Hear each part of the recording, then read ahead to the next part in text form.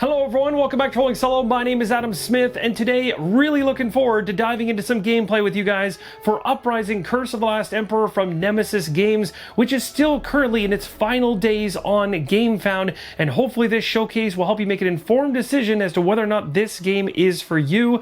Inside this video, I'm going to be focusing specifically on the entirety of chapter number 1 of a 2-chapter play of Uprising, but as you can see in the top left-hand corner, this game can go all the way up to 4 chapters for the full experience. So now let's shift over and find out a little bit more about our win and loss conditions inside the game. Whenever you play Uprising solo, you're going to be controlling either 2 factions or up to 4 if you wish, but you'll always be going up against 2 enemy factions, the Imperial Legion and the Chaos Horde. The Chaos Horde is at the bottom of that VP stack there of tokens in yellow, and the Imperial Legion is the one just above it in purple. I'm controlling the red and white factions.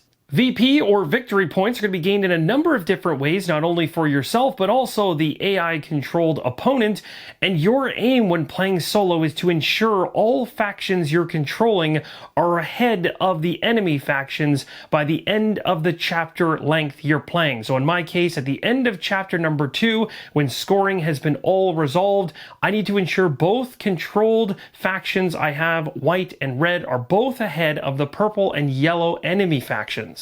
Now, for those of you that checked out the setup video, you'll remember that I went through the entire refresh phase already, so we're going to be going ahead right now and just moving straight to the event phase. Now, the first thing you do in the event phase is to add 2 threat to all Legion and Horde cards in play. At this point in time, no Legion or Horde cards have been revealed, so no threat is being bumped up. Next up, it says the first player is going to draw and read the next event. Now, I'm playing solo, so I'm controlling both factions, but the first player marker is on Syndra the Witch. She'll be going ahead and reading off this event, or it will be me in essence, and we'll see what happens. The event we pulled for chapter number 1 has a threat level of 4, so if anything is spawned into the game that doesn't come with a threat attached to it, it will always come in with the threat level of the current chapter you're in. So in this case, it would be a 4. It's called 3 Bloody Comets, and it says, in their desperation for many survivors, the only spark of hope seems to be a newfound belief in the old gods, long banned by the Imperial Inquisition. The first thing we need to do is choose a hero to roll their hero dice. I have 2 heroes to choose from, so we'll take a look at those in a second. And if they roll 2 shields or 2 bolts, reveal 1 druid card. Now, those of you that already watched the setup video know that I put 4 druid cards around the game board, and as part of the refresh phase, I chose one of them to reveal. You can see it over there on the far right-hand side. It is called the Deep Dweller. Now, that's the one that's currently revealed. If I pass this check that the event card is referring to, I can choose another one of the druid cards around the game board and flip it over, which allows me to then use bolt icons to then gain some type of advantage at certain specific points during gameplay. Like for instance, this one here says during archery and clash, I can place one of my units from any graveyard in any explored hex without enemies. So there's some pretty powerful abilities in those druid cards. Now, when you're talking about which hero should use their dice in order to roll for certain symbols, we know this event is calling for either 2 shields or 2 bolts. Definitely recommend taking the dice distribution card here and taking a look. It'll literally lay out everything and help you make a better decision on which dice you should be rolling. Out of Syndra and Call, I am going to go ahead and have Syndra roll. She has a better chance of landing shields, but actually I shouldn't say it. She has a much better chance of landing bolts and almost 0% chance of landing the shields requirement, and that's because even with me choosing, with my guile here of 1, I choose white or orange, the best I can get is just 1 shield with 1 die. So really, I'm going heavily after the 3 purple here and hoping to get 2 bolts. Now, I'm going to be able to roll 3 purple and the 1 extra die, but that extra die for white is not really going to help me. But I could have chose orange. It just, well, orange is only going to give me skulls, and that's not going to help me in this roll. Reason why I'm not even bothering. So we're really just banking on the purple. So with dice in hand, let's see how this goes. We want to see lots of bolts. We did not see lots of bolts. Now, that doesn't mean that the event is over. We still have more to resolve here. It says, and over the frozen sea in the south, it drew 3 comets, dragging their tails like a trail of blood behind them. Place 1 horde at threat 4 in the fog grave, not adjacent to a haven. And then we're going to be placing another horde at threat 4 on a sea tower, empty if possible. So let's go ahead and resolve the very first one.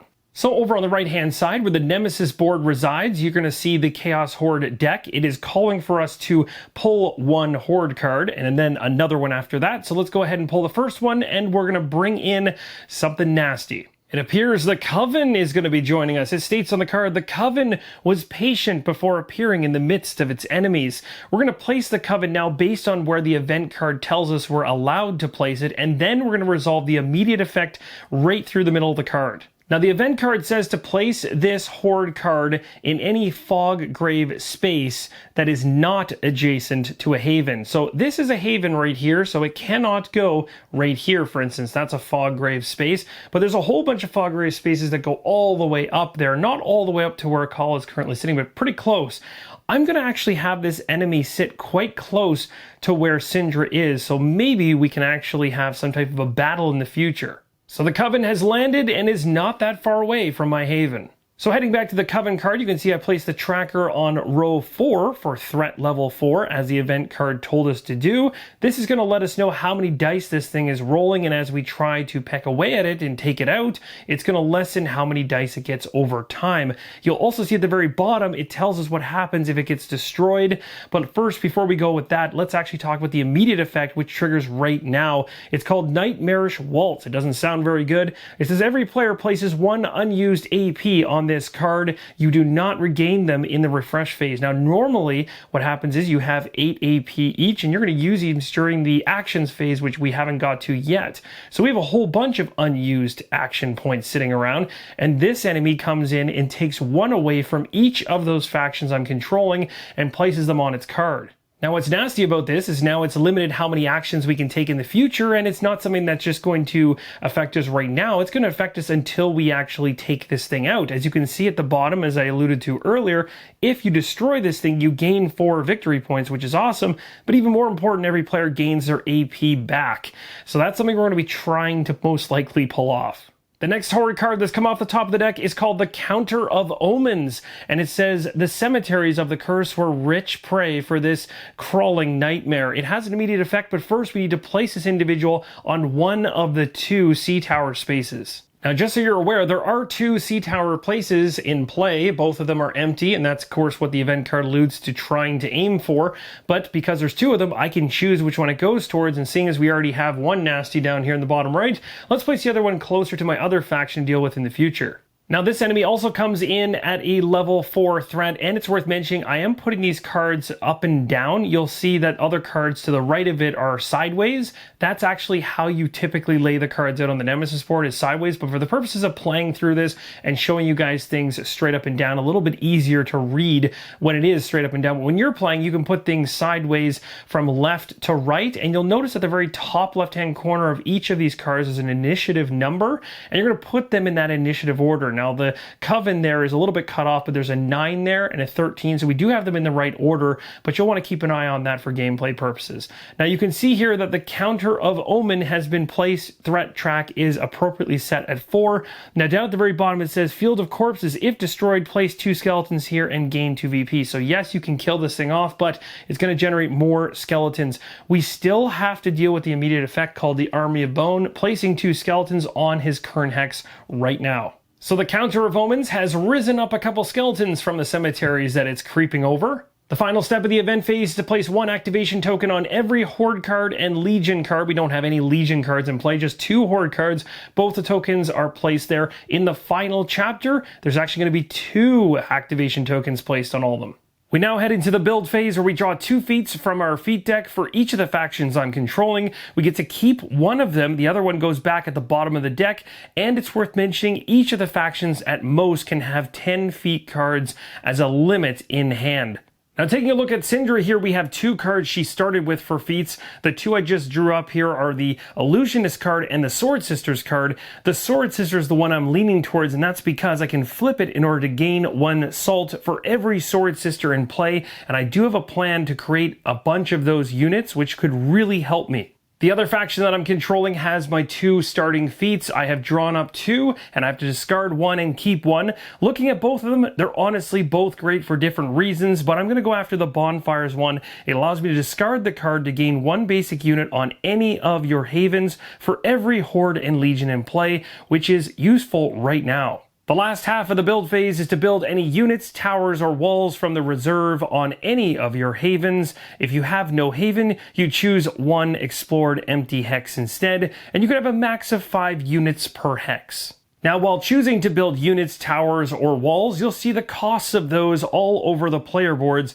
in the appropriate areas. So I really want to build Sword Sisters with this white faction, which is going first based on the first player marker. And we're going to go ahead and spend a number of resources for salt and for plunder to build all 4 of the Sword Sisters. With the resources paid, I've now taken all of those units I've generated and placed them on the same space as my haven. My 4 Sword Sisters are now with my hero at my haven, and this is a great time to talk about piece limits within the game pieces that is, on a particular hex.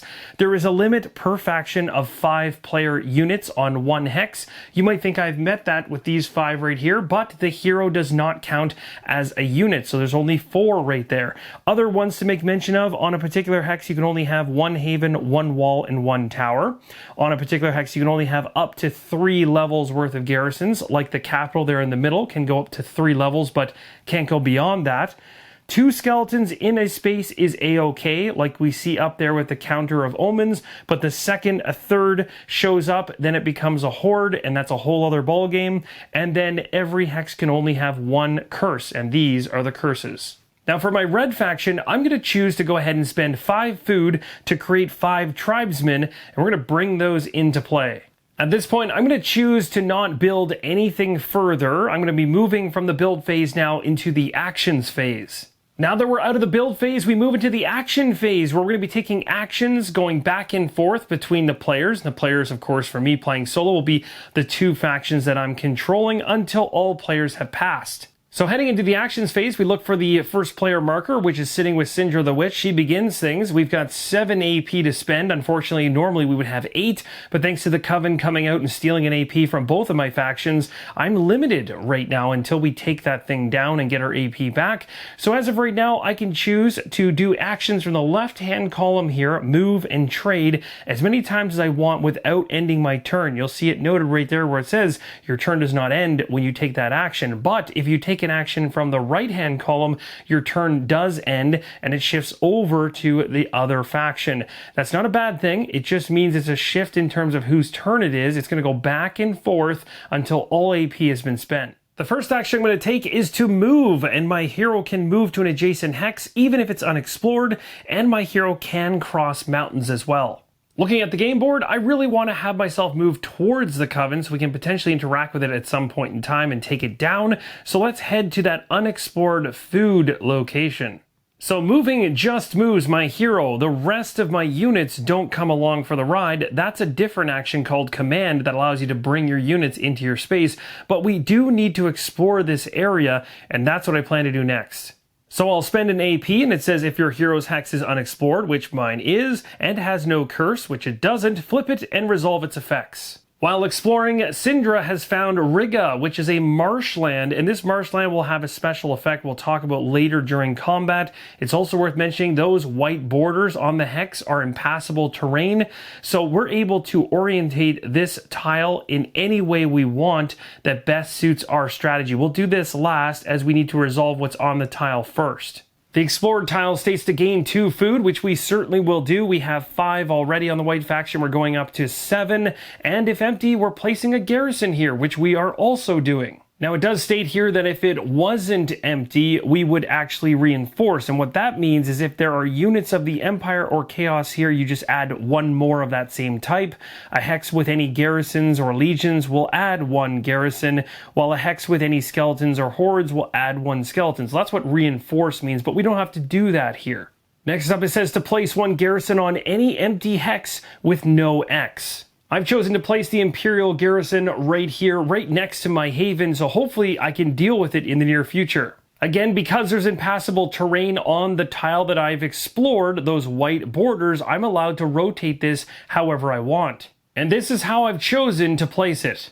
As I mentioned earlier, the second you do an action on that right column worth of actions, your turn is done. It moves to the other faction, so we're going to do something with the red faction now. The red faction is in the exact same situation as the white one, as the Coven came out and stole one of its action points away too.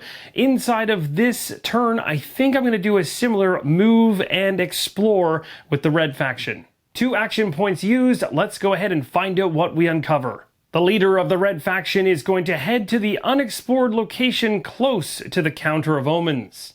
And he's now going to explore this hex. He has discovered Frosthold Pass, and it states here he gains 2 plunder, and if empty, an Imperial garrison is going to be placed here. If not, it would be reinforced. And then it says to place 2 garrisons on empty hexes with no X. The Imperial Legion is not wasting any time placing their garrisons. A new garrison in the location of the pass we just discovered, and 2 locations I've chosen here and here for additional garrisons. Now, similar to the impassable terrain that you saw on the other explored hex on the opposite side of the game board, this one also has those white borders as well, allowing us to rotate it however which way we want. It's worth mentioning that only heroes can cross impassable terrain, but not units, so that is another element of your choice. I've chosen to open things up to allow my units to move out of their area in the near future. During the actions phase for Syndra, I'm going to choose to flip one of her feats in order to gain 1 salt for every Sword Sister in play. That's a total of 4, bumping me from 1 to 5. With my salt resources increasing, I'm now going to go ahead and spend an AP in the command area here to pay 1 food, of which I have 7, now down to 6, in order to choose an explored hex and move any of your adjacent units a maximum of 5, and or the hero there. Units cannot cross impassable borders, of course. I'm going to choose to have all 4 of my Sword Sisters move in with my hero. And when enemy units are in the same location together, a battle begins. When combat begins, the first thing you do is check terrain to see what type of terrain you're fighting in. We are fighting in the marshes, and it states here during the archery as well as the clash, as depicted by the 2 icons right there, red dice are going to become white dice. So now that we know how the terrain is going to interact with things, we also take a look at our feat cards to see if anything could be triggered based on timing. Currently, I don't have anything, and unfortunately, even the feats that I have just don't fit for the units I'm using for Syndra. Now, we then move to the archery round, which is where archers are going to attack. I don't have any archers in play. All of mine are just regular melee units, but the garrisons at level 1, as you can see, do have 1 archer. So I'm rolling 1 white die against the rest of my units. Let's see if the garrison is successful at taking down one of my units from range. No.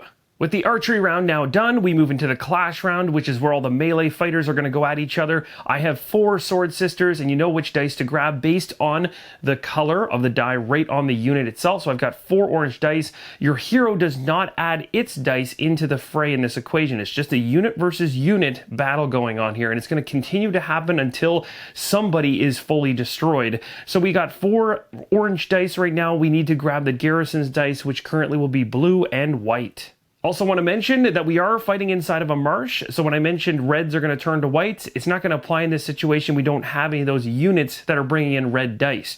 In this case here, we have all the dice we need to roll, so let's go ahead and roll them and see how we do. We'll roll ours first, and then we'll roll the enemies. We got ourselves 2 skulls, which is going to end up being 2 hits, and the enemy did, 2 hits and a shield. So both sides ended up making 2 hits, but the garrison was able to defend one of my hits. So only one of my hits gets through, but that is enough to take out the level 1 garrison. But at the same time, 2 of my Sword Sisters have been taken out. Player units that are taken out by an enemy faction are placed inside of the graveyard of the faction that took them out. This is going to count for VP points later on. I was able to take out that garrison, so I gain 1 VP for taking it down. Now let's say hypothetically we didn't get enough damage going both ways to resolve the battle. We would just continue going through the clash portion of the combat over and over and over again until one side is victorious. Now that all happened as a result of taking a command action for Syndra the Witch, and she was successful in bringing her units in and taking the garrison down, but that is a right column action, which means we now shift over to the red faction. I'm going to spend 1 AP to go to the market where I can gain an item from the market that your hero can use according to your attributes by paying its salt cost. Now, these are the attributes. We're going to see those attributes on the item cards in the market. We have to make sure we meet or exceed them in order to buy that item. The market cards, I'll read them out. We have Cursed Die, we have an Eye Patch, and a Healing Potion. The Cursed Die is going to allow us to pay 1 salt to reroll a die on any of your rolls outside of combat, which could be really handy if we're trying to go after a quest, for instance, which I probably will attempt to do quite early on. The Eye Patch here adds a red die to any of your rolls outside of combat as well, so a very powerful die being added into the fray. That's also a really good card. And then the Healing Potion, well, you know what that likely does. So looking at the attributes on the left hand side, you'll see not only the salt value that you have to pay resource wise, but the attribute level you have to be at in order to do it. Now taking a look at Call here, he currently has 1 for lead and 3 for might, and might is the red one, so he definitely can go after the Eye Patch, but he cannot go after the Cursed Dice. I could have also gone after the Healing Potion, but at this point I don't need it, and a new card comes in after we purchase one. Now, as you can see on the card, this is going to come in really handy because it's an always effect. Before rolling, I can add 1 red die in. So this is going to be really good for me. I'm going to go ahead and pay the 2 salt, taking that away, dropping me from 5 down to 3. And that is going to end the action for the red faction. Now, strategically, we did really good with the white faction last time because we got rid of the garrison there, and something you want to try to gun for is to build havens. This will not only give you VP, but it also gives you another area to bring troops in the future without having to pull them from your home hex. So we're going to go ahead right now, and we're going to create a haven as we're in a space that is void of any enemy units. So as you can see here, I placed an AP on the Haven. I have to pay 2 plunder in order to do it, but you'll notice I only have 1. But along the bottom here, it says you may always exchange 3 of the same resource for 1 other resource. This costs 0 AP. So I'm going to go ahead and actually exchange 3 food in for a red plunder, and then discard the new red plunder, which I haven't gathered, and this one right here in order to pay to build up my Haven. I'll also have to pay an additional food because you can see the cost of a new haven is going to be 2 plunder and 1 food. So we're going to drop this down to 2, and that's going to allow us to grab the leftmost haven and place it on the game board. Creating havens out on the game board is really important because when the production phase comes around, you're going to gain even more resources. A new haven has been built, and that is a right column action, so we are now done with the white faction, moving over to the red faction. For my action for the red faction, we are going to choose to quest. I really want to bump up how much food this faction has. As you can see across the row for building out units and other things, we need food, and we don't currently have any at all. Plus, we have the boost of the Eye Patch, so that's going to be an additional die into the hero's pool of dice when we do some questing. So I've gone ahead and placed a gem on the quest, which is a right-hand action, which will end this red faction's turn once we're done. Let's choose a quest and resolve it. Quests are a very cool aspect of Uprising. You're going to want to keep your eye on this, mainly because there's so many benefits that can come from this, but you'll also want to check out the fail conditions to make sure you're not setting yourself up for a disaster. Now, down at the very bottom of the card, you'll always want to check this because it'll typically give you a bonus based on where you're currently standing. Now, I looked across all 3. I don't get a bonus in any of these 3 cases, so that's not going to go into my decision on which quest to go after. The one I really want to go after is this one right here, the migration one. Now, when you look at a quest card, there is a success amount. You need to get that many goals completed on the quest card. So for this particular one, I just need to get 1 of them. And what are my goals? Well, 1 skull is a goal, 2 shields are a goal, and 1 bolt is a goal. As long as I get 1 of those, then I succeed, and I'll get to solve this quest, gain whatever's there, plus for every individual goal that I did, there might be a different bonus underneath, which there's actually 3 bonuses on this card, which is pretty cool. So if I landed all 3 of these goals, that would be amazing. Now, if I fail and I end up not getting a single one of these goals, then I drop into the fail condition, and at that point, something nasty is going to happen around removing my units from play. I'm willing to take that risk. Let's go ahead, grab our dice pool. So for a call, we've got 3 red as a base plus 1 blue, and we get an additional red thanks to his Eye Patch. All right, here we go. Wish me luck. Looking for lots of goal successes here. Let's see how we do. All right, so we got ourselves 1 shield, but you'll see we needed 2, so we're not going to get that goal. But we definitely got the skulls, and we even got the bolts. So as you can see here, because we have 5 skulls, we're way over the 1 skull goal. So we're going to get the solve condition immediately because we solved at least 1 goal, but we also have the bolt one too.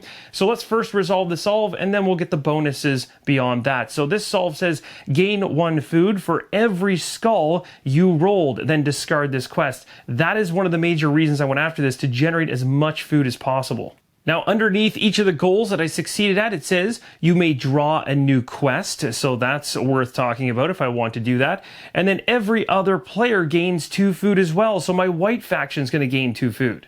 So that worked out absolutely awesome. We went from 2 to 4 for food on the white faction and up to 5 on the red faction. So a whole bunch of food for both of the factions I'm controlling. I'm discarding this quest as it stated to do so in the solve condition. It did also state I could choose to draw another quest. Normally, if you discard a card or a quest, in this case, it won't actually be replenished until the refresh phase. So it stays blank and just empty like this. But because I was able to get a goal here on the skull that said you may draw a new quest, I'm going to go ahead and do so.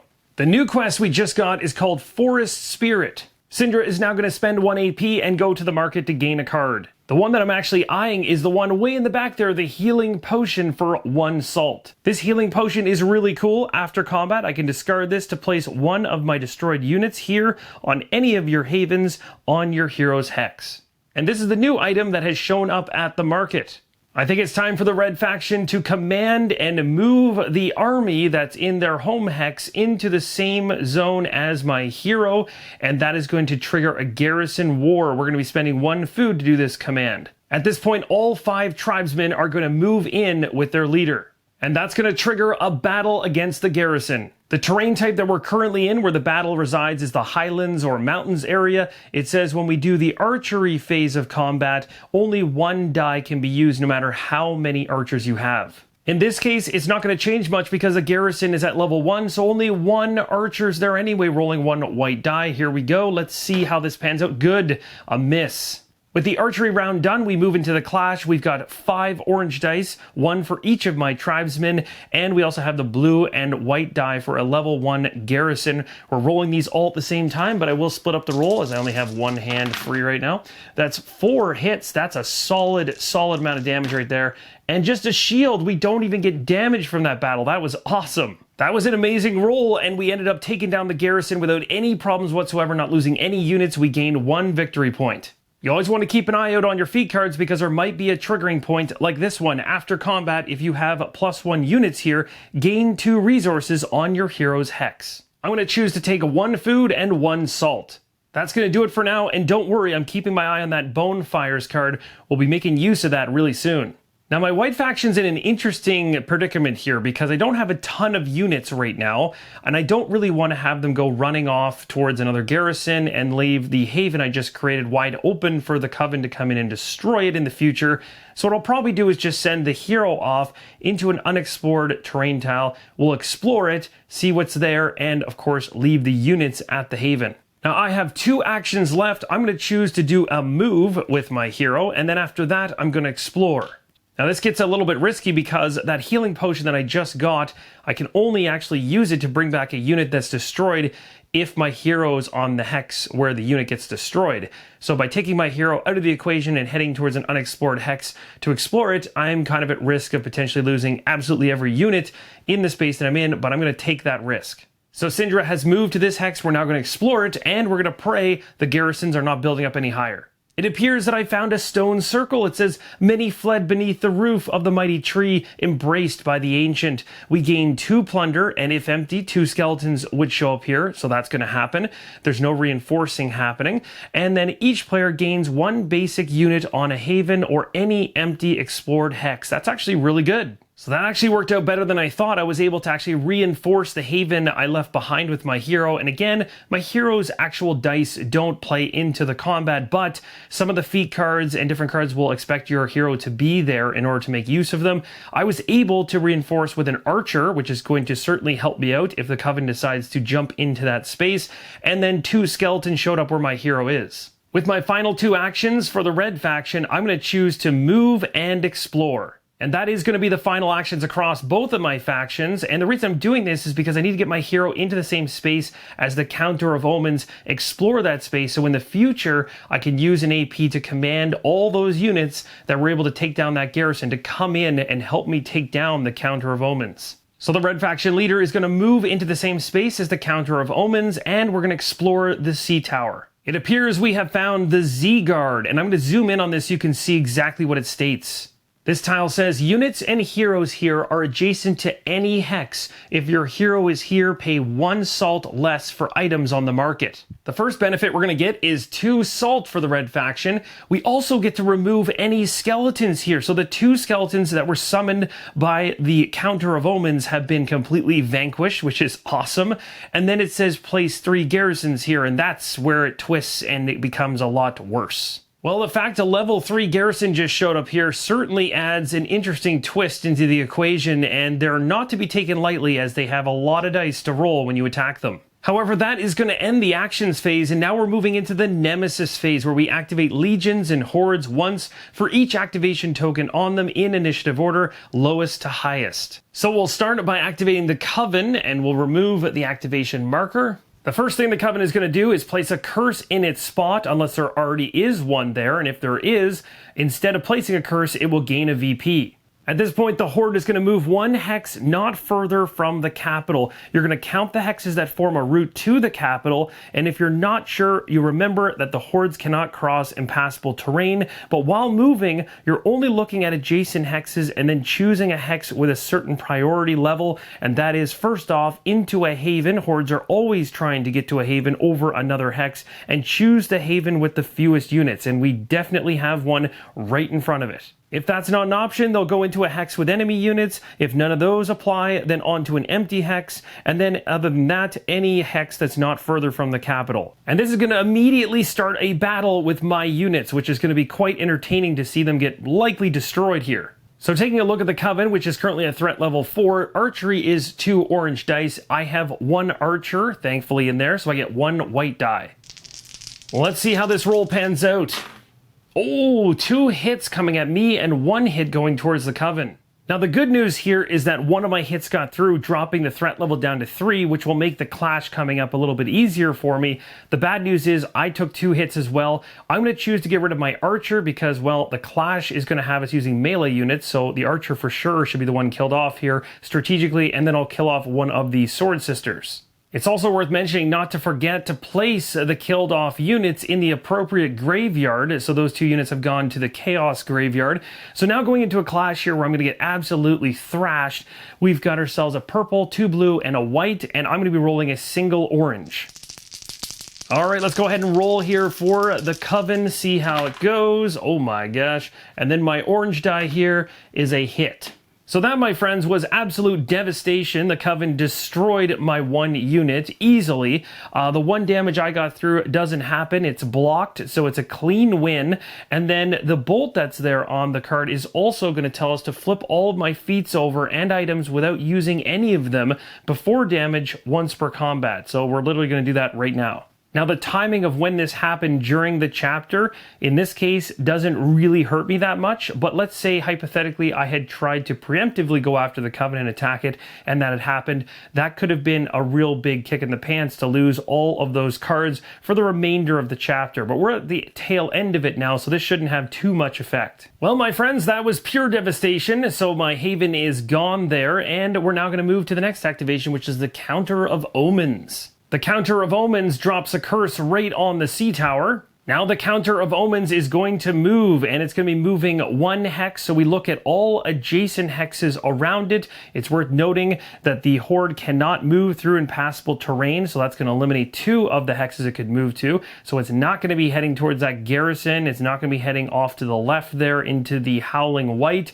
but it could go in any of the other 4 hexes, the 3 at the back or the 1 true south. So where does it go? Well, the first thing is into a haven. We don't currently have a haven that's adjacent to it, but we do next have a hex with enemy units, so it is heading in and starting a battle. There's no rest for the armies these days. We are now going into war against the Counter of Omens. Now here's the good thing. The Counter of Omens has an archery of 3 white dice, but we are in a Highlands location which only allows for 1 ranged die to be used. So only 1 white die will be rolled. I don't have any ranged units. It's also worth mentioning that I don't literally have any feat cards that I could have used. I did say earlier I was going to use the Bonefires card, but I decided to hold on to it for a little bit later. So here we go with the roll. Let's see how they do against us. That is going to be a hit, so we're losing 1 of our tribesmen. We're now going to begin a clash, taking a look at the level 4 threat. It's a purple, 2 blue, and 2 orange. For the counter of omens, we have 4 orange. I've got the dice pools all ready. Now the only thing that's missing is an extra orange die for my pool at the very top there. We'll have to use one of the ones from the horde roll after it's rolled, because there's only 5 orange dice in the entire base game. So here we go for the enemies. Let's see how we do. Oh, that's actually not bad. The enemies only hit us for 2. Now we'll add 1 over here. And we got 4 because we have 4 units for the tribesmen. How are they going to do? Okay, interesting. After resolving the last battle, the counter of omen's been weakened down to threat level 2, which means it's only rolling 2 blue dice and an orange die now. But I've also been weakened because I lost 2 units into the graveyard. I've got 2 remaining, so 2 orange dice. Here we go. Hoping for good things, but I'm getting a little bit more scared now. All right, we got ourselves a shield and a skull from the enemy. Let's see how we do. Come on, guys. Yeah, 2 skulls. Not enough to kill it, but very close. Well, my friends, this is where we stand. We have 1 unit remaining in there fighting the counter of omens on its final threat level. It has 2 blue dice. We have 1 orange. Let's see how this combat pans out. Hoping for good things here. Oh, 2 blanks. That's amazing. Okay, come on, Skull. You can do it. You can do it. Yes! What an absolutely insane battle. Came right down to the wire, and as it says at the bottom here, Field of Corpses, if destroyed, place 2 skeletons here and gain 2 VP. So here's what's a bit wild about this. The 2 skeletons that get placed in that location will immediately start to fight the last individual I had there. We don't have to worry about any kind of range attacks at all in this combat. It's strictly going to be a clash battle. So here we go. Let's roll our 2 red dice for the 2 skeletons. See how it goes. We got a skull and a bolt, which is not good for us. And we got ourselves a blank. So our unit is going to be killed. What an absolutely crazy series of events. At least we didn't end up losing any kind of haven there or anything like that. We didn't have one there in the first place, but we were able to accomplish quite a bit. I'm also a little bit more scared for Chapter 2 now, but we were able to take down one of the Horde characters, which is huge. We really want to try and get rid of those as fast as possible because, well, more are likely to arrive on the scene in the future. Now we move into the production phase where we take a look at our player boards and determine how many havens we have out in play. That's going to determine how many resources we get. We also gain resources shown on every hex with one of our havens. So for Syndra, we'll take a look right here and we see we only have 1 haven out there. There was 2, but it was destroyed by the Coven. But currently we'll get 3 salt and 1 food. You also want to take a look at every single hex you have a haven on. There's resources at the bottom of the tile. In this case, we have just our home hex, so 1 of each resource type. So Syndra the Witch is going to go from these resources to all of these heading into chapter number 2. For my red faction, I'm going to be getting 1 salt and 3 food, plus 1 of each resource for having that home haven. And that's going to increase the resources that Call has from this to this, which looks a lot better. Now we're going to head into this scoring phase, which is the final phase of chapter number 1. The Empire scores first, then the Chaos faction, and then the players score. The Empire gets VP for every hex with any garrisons on them. There are 7 of them already, so that's 7 VP right there, plus 1 VP for every Legion in play. Thank goodness there's none of them. And then 2 VP for every faction in the Imperial Graveyard. There's only 1 faction in there, so 7 plus 2 is 9. So they've quickly jumped up the track. Now we go over to the Chaos scoring. It's going to be 1 VP for every Curse in play, and there currently are 4. 1 VP for every Horde in play. Thank goodness we killed off one of them. There's only 1 left, so that's going to be another one, which is a total of 5 so far. And then 2 VP for every faction in the Chaos Graveyard. And, well, the Chaos did really good at taking down elements or units from both of my factions, so there's 4 more points, totaling up to 9. At this point, I'm going to score for both of my factions at the exact same time. The first thing we check for is how many havens we have in play for each faction. Both factions have 1 haven, so 2 VP for each faction. Unfortunately, I did have a second one out for the white faction, but it was destroyed by the Coven. Don't worry, I'll be getting my revenge, I hope, in the future. So 2 VP for both my factions so far. Then any special hexes, like this one right here, our home hex has a VP on it, so long as we have a haven there. That's an additional VP. Same thing for the home hex for the red faction up top. So 3 VP for each faction so far. And the last way you can gain VP at the end of any chapter is to basically burn 5 resources of your choosing in order to convert them into a VP or victory point. So that's kind of an interesting way at the very end of the game to burn a bunch of resources that you're not going to obviously use for building going forward in order to boost yourself at the tail end of the game. You can do this. I could even do this right now at the end of chapter number 1, but it's then going to immediately cap what I can actually do in terms of building coming up in chapter 2. So for that reason, I'm not going to do it. So that's going to do it for scoring. We are keeping pace. I mean, we're behind the enemies right now. They typically do jump out ahead of you at the beginning, and it really is going to be on me in chapter number 2 to try to slow them down and also get ahead, because as you know, the objective is I need to have both of my factions ahead of the enemy VP markers. If only one is, that's still a loss. So I've got work to do, especially with the white faction.